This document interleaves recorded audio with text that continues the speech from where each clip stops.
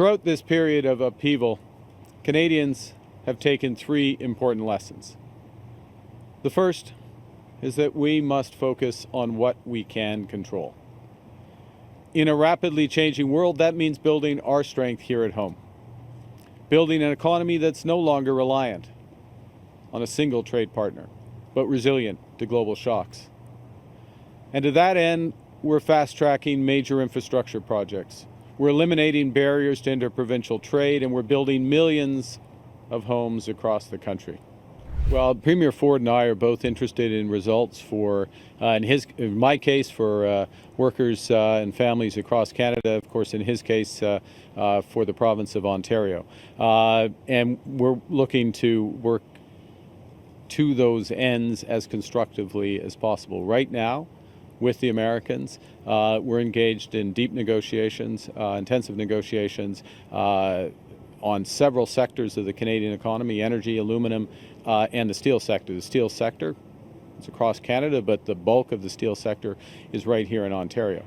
And we want to make progress in those negotiations. I'll be briefing the Premier on the status of those negotiations. We'll also be discussing the auto sector, the forestry sector, other parts of manufacturing, and what will make the biggest difference, not just to those sectors, but to all of Ontario, all of Canada, which is where we end up with the review, following the review of the Canada-US-Mexico trade agreement, which is coming very shortly. So the strategy has to take all of that into account and deliver the results. Now, last point.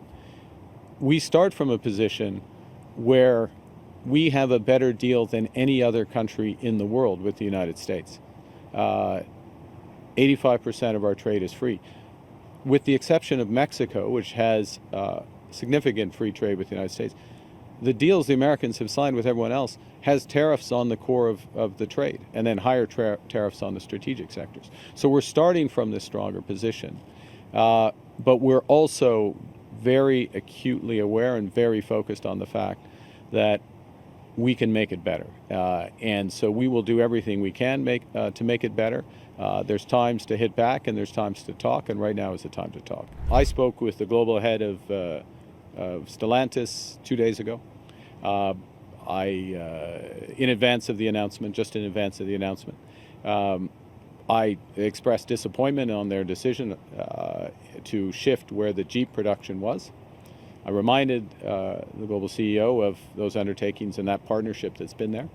I received assurances from the global CEO of two things. One, that they're looking at different model being produced in Brampton. That decision would be taken in the context of the finalization of the USMCA, to use the American term, CUSMA, to use our term, negotiations, and as well that support would be provided for workers.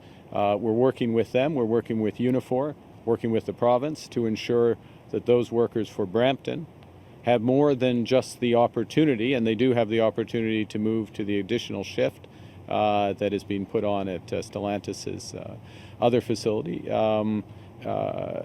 But because there's 1,500 jobs coming with that third shift there, but also that they have comparable support to what they receive at present while the Brampton factory is idle. So.